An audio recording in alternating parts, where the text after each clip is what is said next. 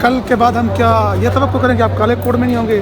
کس کا حوالہ کس کو لڑے گا؟ ریاست کی پوری کوشش ہے جی کہ ہم یہ کالے کوڈ اتار دیں اور ہم کوئی اور طریقہ استعمال کریں انصاف مانگنے کا، اپنے حقوق کا، کیونکہ ریاست ایک بدماش غنڈے کی طرح ایکٹ کرتی ہے. اور میں جب ریاست کی بات کرتا ہوں تو میں ملٹری لیڈرشپ کی بات کرتا ہوں، میں عاصم منیر کی بات کرتا ہوں. اس ملک میں اتنا کوہرام نہیں مچا، قیامت نہیں ٹوٹ پڑی کہ ایک شخص کو دن دہاڑے کیمرے کی روشنی کے اندر دن دہاڑے رینجرز کی یونیفارم میں انہوں نے کنٹینر سے نیچے پھینک دیا اور اس ملک میں کوئی ہلچل نہیں ہوئی. Heads would have rolled if this was any other part of the world.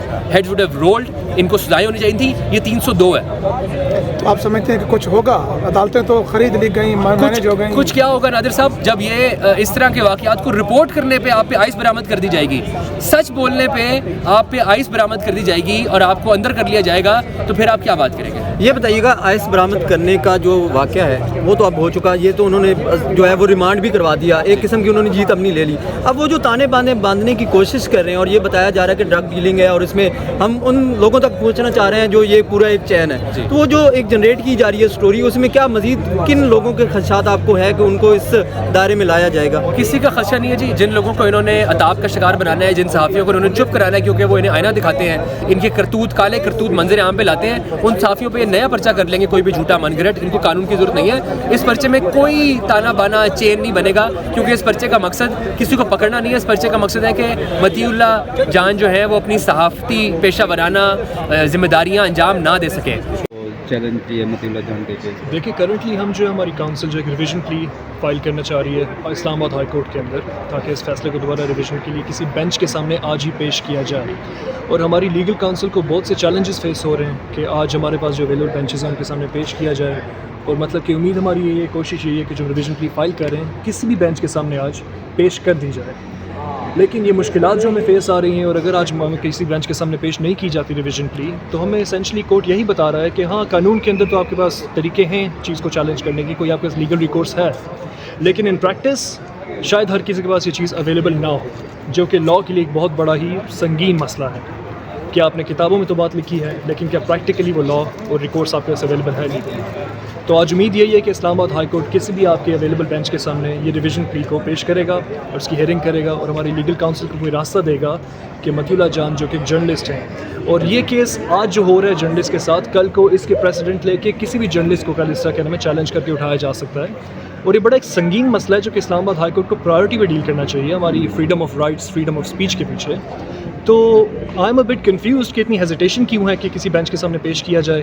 لیکن جو ٹیکنیکلٹیز کا جو ہے کلیمز کر کے کہ ٹیکنیکلٹیز ہیں، کلیمز کر کے اویلیبلٹی نہیں ہے، کلیمز کر کے کہ آج فرائیڈے ہے، کیا اسلام آباد ہائی کورٹ ان بنیادوں کے اوپر فریڈم آف اسپیچ اور فریڈم آف رائٹ کو خطرے میں ڈالنے کے لیے آج تیار ہے یا نہیں؟ یہ آج ہمیں دیکھ کے بتانا پڑے گا، کیونکہ آج امید ہے کہ لگا دیں، لیکن ابھی تک بہت سے چیلنجز پیش آ رہے ہیں کہ شاید بینچ اویلیبل آج نہ ہو. آپ ذکر کر رہے ہیں کہ وکلاء کو یعنی ہماری لیگل ٹیم کو مشکلات کا سامنا ہے، تو وکلاء آپ کے ساتھ تعاون مکمل کر رہے ہیں؟ جی، وکلاء ہمارے ساتھ تعاون مکمل کر رہے ہیں، لیکن اب وکلاء کے ساتھ جو تعاون کرنا ہے وہ ہمارے انصاف کے نظام نے کرنا ہے، اسلام آباد ہائی کورٹ نے کرنا ہے، اور اس کے اندر ابھی تھوڑا وکلاء کو ہمارے مشکلات کا سامنا کرنا پڑ رہا ہے. اور اس کیس کے اندر مشکلات کا سامنا کرنا ایک قسم کا ٹیسٹ اسٹیٹمنٹ بھی جا سکتا ہے کہ جو ہمارے اسلام آباد ہائی کورٹ ہے اس طرح کی position of freedom of rights کی کون سی سائڈ لے گا، کون سی پوزیشن اختیار کرے گا اس مسئلے کے اوپر کہ کتنے فریڈم آف رائٹ اور کتنے فریڈم آف جرنلزم پاکستان میں واقعی میں فری ہے. اگر آج ثناءاللہ صاحب نے کہا ہے کہ یہ مطیع اللہ جان پہ جو FIR کی گئی ہے یہ جھوٹ پر مبنی ہے، اور انہوں نے کہا کہ میرا IG صاحب سے بھی رابطہ ہو چکا ہے، کیا رانا ثناءاللہ صاحب سے آپ کا بھی کوئی رابطہ ہوا ہے؟ دیکھیے میرا پرسنلی رانا ثناءاللہ صاحب سے رابطہ نہیں ہوا، ٹھیک ہے، لیکن جو انہوں نے بات کی آئی تھنک یہ میرے پرسنل ویو کے مطابق ایک لیگل پروسیڈنگ کے اوپر میں کوئی کلیم نہیں دینا چاہ رہا بہت بڑا، کیونکہ ابھی اسلام آباد ہائی کورٹ سے یہ کہہ رہے ہیں ایٹ لیسٹ بات تو سنیں تو آپ نا، ہمیں کوئی لیگل ریکورس تو دیں. تو جہاں تک یہ بات ہے فریولس قسم کی FIR ہے میرے مطابق، اور یہ جو انہوں نے جان وک 4 کا ٹریلر کے نام سے انہوں نے جو FIR ریلیز کی ہے، تو اٹس ابسرڈ میرے لحاظ سے، اٹ از ابسرڈ. اور I think anyone in their right mind یہی بات کرے گا جو رانا ثناءاللہ صاحب نے کی. حکومتی شخصیات سے کسی سے آپ کا رابطہ نہیں ہوا؟ دیکھیں حکومتی شخصیات سے رابطہ کرنا ہمارا مقصد نہیں ہے، ہمارا مقصد ایک پاکستان کے نظام کے تحمل کے لیے. دیکھیں ہمارا ابھی ہم پاکستان کے نظام پہ، وہ نظام جو کہ عام بندے کے حقوق بھی بچاتا ہے، اسی نظام کے تھرو ہم سارا کچھ پروسیس کرنا چاہ رہے ہیں. اور وہاں پر اگر اس نظام نے ایک ایسی پوزیشن اختیار کی کہ ہر سٹیج پر ہمارے لیے مسئلے بن رہے ہیں، ہر سٹیج پہ ہمیں نہیں سنا جا رہا، تو یہ ایک نظام اپنے ایک سائڈ پوزیشن شو کرے گا کہ ہم واقعہ میں ایک سپورٹ کے لیے اترے بھی نہیں، ہم نے ہیئرنگ بھی نہیں کی. تو اس سے کیا میسج آتا ہے اسلام آباد ہائی کورٹ یا باقی اداروں کی طرف سے جو کہ جوڈیشری کا مطلب کہ ایک معیار قائم کرنا چاہ رہے ہیں؟ تو thank you very much statement ہے میری. Thank you.